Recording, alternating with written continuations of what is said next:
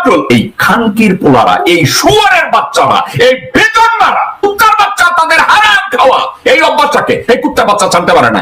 ও এখন বলছে আওয়ামী লীগ বিএনপি করলে আওয়ামী লীগকে ভালোবাসতে হবে। এই শুয়ারের বাচ্চা বলতেছে, এই দপ্তরের পোলা গোরখতকের পোলা বলতেছে আওয়ামী লীগকে ভালোবাসতে হবে। 91 সাল থেকে আজ অবধি যত অপশাসন, দুর্নীতি, চুরি, গুম, খুন, চাঁদাবাজি যা কিছু হয়েছে তার বেনিফিশিয়ারি এই কুত্তার বাচ্চা, দপ্তরের ছেলে। যে দপ্তরের ছেলে, খানকির ছেলে বলে পুরা শাহজাহানপুর নাকি ওর বাপের। দপ্তরের চাকরি কইরা আর কবর খুইদা আর পুরি বেচা কেউ যদি পুরো শাহজাহানপুরের মালিক হয়, শুয়ারের বাচ্চা তোরে কি কেউ 2 আর 2 4 যোগ শিখাইছে? হ্যাঁ, শুয়ারের বাচ্চা তোরে কি কেউ 2 আর 2 4 হয় তোরে কি এটা কেউ শিখাইছে? স্কুলের দপ্তরে হইয়া আর পুরি বেচা আর কবর খুইদা যদি অর্ধেক শাহজাহানপুরের মালিক হয়, তাহলে লোকজন ইন্ডাস্ট্রি খুলে কেন?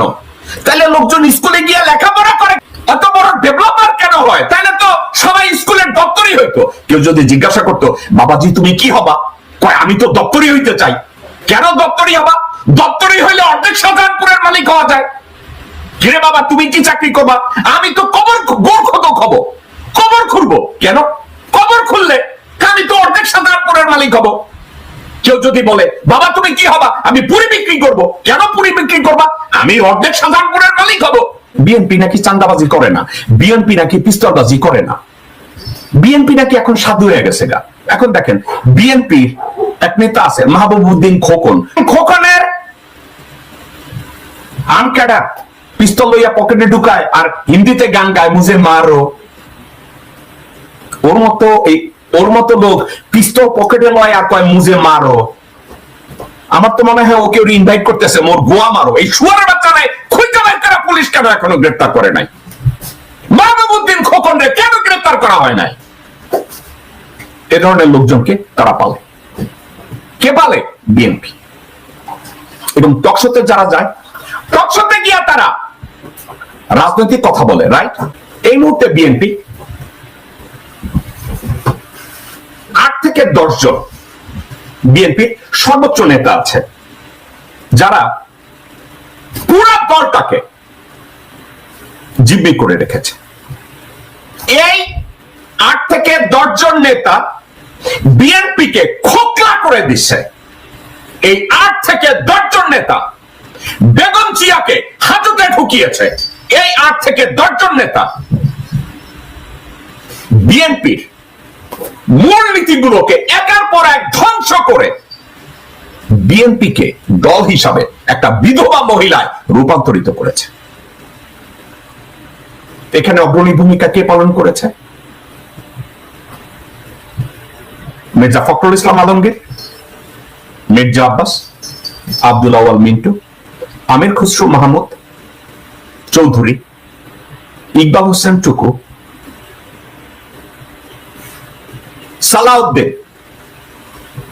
আমি ওই 2টা বেটি আছে না, এদের নামও আমার নিতে ইচ্ছা করে না। বটতলার উকিল কি রুমিন্না, কুমিন্না, সুমিন, ফারহানা, সে এবং সামাওয়াত। আমি কারো নামের মধ্যে বাদ দিছি কিনা হয়তো নামগুলো আবার টানবো। এদের আমি কয়েকদিন আগে আপনাদের হানি ট্র্যাপ, মানি ট্র্যাপ নিয়ে কথা বলছিলাম। এদের সবার মানসিকতা বর্তমানে এই, যে কোনো মূল্যে আমাদেরকে একটা জিনিস প্রমাণ করতে হবে, আমরা তো ভারতীয়। আমাদেরকে এটা যে কোনো মূল্যে প্রমাণ করতে হবে, আমরা তো ভারতীয়,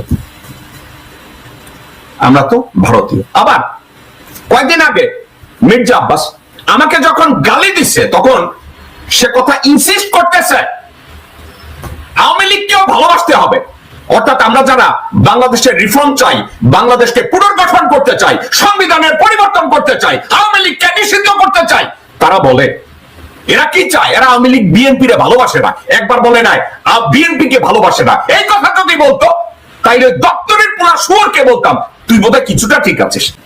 উনি যখন বিএনপির রাজনৈতিক মিটিং এ যায়, উনাকে যদি কেউ আমার টোনে জিজ্ঞাসা করে এই নিয়ে আন্দোলন ঠিক মতো করেন না, এই নিয়ে আপনি সব জায়গায় হিজড়ার মতো কাম করেন, তখন সে কি করে জানেন? বিএনপির নেতা কর্মীদের ধমক দেয়। উনি দেখেন কিভাবে ধমক দেয় মির্জা ফখরুল, কারণ সে ভারতের সুপারি খাইছে, ওনার ফ্যামিলিরা দ্বৈত নাগরিক, ভারতের নাগরিক, ওনার বউ ভারতের নাগরিক এবং বাংলাদেশের নাগরিক, উনি নিজে ভারতের নাগরিক এবং বাংলাদেশের নাগরিক। দেখেন এই শুয়োরের বাচ্চা বিএনপির নেতা কর্মীদের গালি দেওয়ার সুযোগ পাইলে মর্দানদেরকে দেখাইতে গেলে সে নেতা কর্মীদের গালি দেয়। বাংলাদেশের নাগরিক মির্জা ফখরুল, সে নেতা কর্মীদের সামনে গেলে মর্দাঙ্গি দেখছেন, সে সব জানে। কিন্তু যখন বিপ্লবের সময়, আন্দোলনের সময় মঞ্চে উঠে, তখন লোকজনের দিকে পুলিশ দেখা, সামনে লোক দেখা বলে এখন কি বলবো। উনি সব জানে, কিন্তু তখন বলে এবার কি বলবো। তার আচরণ দেখছেন নিজের কর্মীদের সাথে, তার আচরণ। কর্মীরা কেউ তার সাথে যায় না, তার পাশে দাঁড়ায় কথা বলতে পারে না। এবং এই বলদের বাচ্চা বলদ প্রায় বলে সে সংস্কার আগে চায়, এই জন্য সে লোকজনের সাথে একত্র হয়ে আন্দোলন করার জন্য 2 দিন আগে এক লোকের কাছে গেছে। কার কাছে গেছে? আসম রবের সাথে একটা মিটিং এ গেছে এই ব্যাক্য এই মির্জা ফখরুল। যাওয়ার পরে আসম রবের তো আসে ভাষণ শিখাই দিতে পারে না। আসম রব তো ভারতের পুরান পাপী। এই আসম রব মরার আগে চিন্তা করছে, হোলি শিট, আমি রয়ের গু খাইছি। দেখেন আসম রবের সামনে মির্জা ফখরুল তার মুখ ঢাকতেছে, ফখরুল মুখে হাত দিয়ে বসে আছে। মির্জা ফখরুল খুঁজে পাইতেছে না। এখন একটা কথা, মির্জা ফখরুল না দলের পালস বুঝে, দলের নেতা কর্মীদের পালস বুঝে, না জনগণের পালস বুঝে। এই পালস বোঝার ক্ষমতা তার নাই।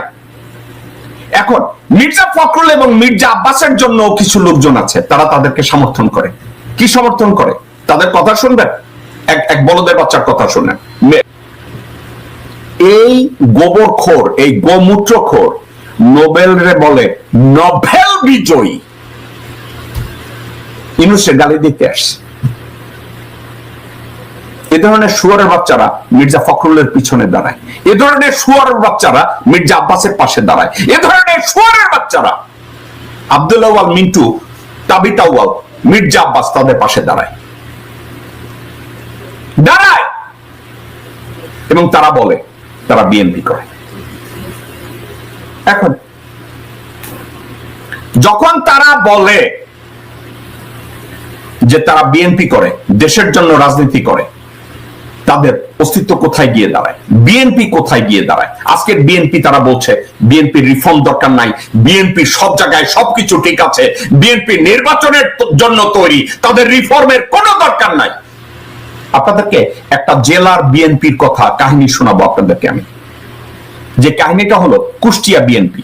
শুনেন কুষ্টিয়া বিএনপির অবস্থা কি। দর্শকবৃন্দ, এগুলো কি আমার কথা?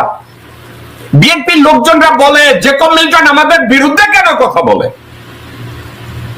যারা চিন্তা করে আমি বিএনপির বিরুদ্ধে কথা বলছি, অ্যাগেইন আপনাদেরকে আমি একটা কথা বুঝাই দর্শকবৃন্দ। আমি যখন মির্জা আব্বাসের 14 গোষ্ঠী উদ্ধার করি, আমি যখন মির্জা ফখরুলের 14 গোষ্ঠী উদ্ধার করি, আমি যখন সামাও বায়েদের 14 গোষ্ঠী উদ্ধার করি, আমি যখন আব্দুল আউয়াল মিন্টু, তাবিত আউয়াল, সাদেক হোসেন খোকা, ইশাক তাদের 14 গোষ্ঠী উদ্ধার করি, সালাউদ্দিনের 14 গোষ্ঠী উদ্ধার করি, আমি বিএনপির 14 গোষ্ঠী উদ্ধার করি না। আমি বিএনপিকে জঞ্জাল মুক্ত করার জন্য যাদেরকে গালি দেই, এসব জঞ্জালরা যতক্ষণ পর্যন্ত বিএনপিতে বসে লোকজনদেরকে বলবে এই কথা, তখন পর্যন্ত বলবে আমরা তো ভারতীয়, এই খানকির ছেলেদের জুতা পেটা করে বিএনপি থেকে বের করতে হবে, জুতা পেটা করে বিএনপি থেকে বের করতে হবে। আপনারা আরো একটা কথা আপনাদেরকে মনে করাই দিতে চাই। বেগম জিয়াকে যেদিন নাজিমুদ্দিন রোডের হাজতে নেওয়া হলো, তুমুল বেগে বিএনপির নেতা কর্মীরা ঢাকায় আসলো যে তারা এটা নিয়ে খালেদা মুক্তির জন্য হরতাল করবে, আন্দোলন করবে। নেতারা একত্র হয়ে গেল, আন্দোলন করবে। এই আন্দোলনের বিপক্ষে গেল মির্জা আব্বাস। বেগম জিয়াকে মুক্তির দরকার নাই, তাকে হাজতে পাঠাইতে হইব। মির্জা আব্বাস, মির্জা ফখরুল, আব্দুল আউয়াল মিন্টু, আমির খসরু মাহমুদ চৌধুরী, সামাও বায়েত একত্র হয়ে সাদেক হোসেন খোকা, তার ছেলে ইশাক, না সাদেক হোসেন খোকা তখন জীবিত ছিল কিনা জানি না, বাট তার ছেলে ইশাক এবং অন্যান্য লোকজনরা তারা বলল কোনো আন্দোলন নাই, আন্দোলন করতে দেয়া হবে না। দর্শকবৃন্দ, আমি আপনাদেরকে ঠান্ডা মাথায় বলি, বেগম জিয়াকে যখন হাজতে নেয়, আমি এর আগে একদিন কথায় বলেছিলাম, ঢাকায় হরতাল করতে গেলে মির্জা আব্বাসের উপরে বিএনপি নির্ভর করত, সাদেক হোসেন খোকার উপরে নির্ভর করত, আব্দুল আউয়াল মিন্টুর উপরে নির্ভর করত, এবং মির্জা ফখরুলকে কোঅর্ডিনেশনের জন্য দায়িত্ব দেওয়া হতো। মোহাম্মদ সালাম নামের বিএনপির আরেক নেতাকেও দায়িত্ব দেওয়া হতো। আপনাদেরকে ঠান্ডা মাথায় বলি, এরা সবাই বেগম জিয়াকে বিট্রে করলেন, বললেন কোন আন্দোলন হবে না। নেতা কর্মীরা ফুঁসে উঠল। যখন ফুঁসে উঠল, মির্জা ফখরুলের কথা শুনেন, মোয়াজ্জেম হোসেনের, আমির খসরু মাহমুদ চৌধুরী, আব্দুল আউয়াল মিন্টু, সাদেক হোসেন খোকা, ইশরাক, এরা বেগম জিয়ার মুক্তির জন্য কোন আন্দোলন করতে দেয় না। বলছে আমরা হরতালের জন্য লোকজন দেব না, বলছে আমরা ঢাকায় এই হরতালের জন্য যত খরচাপাতি হয় সেটা দেব না, তারা দেয় না। এই আন্দোলনগুলো তাদেরকে দিয়ে করতে দেয় না। এখন এই আন্দোলনগুলো যখন করতে দেয় না, তখন বিএনপির লোকজনরা যখন কান্নাকাটি করে এখন বলে যে আমরা তো চেষ্টা করেছি আন্দোলন করতে, আমরা তো চেষ্টা করেছি, আমরা খুব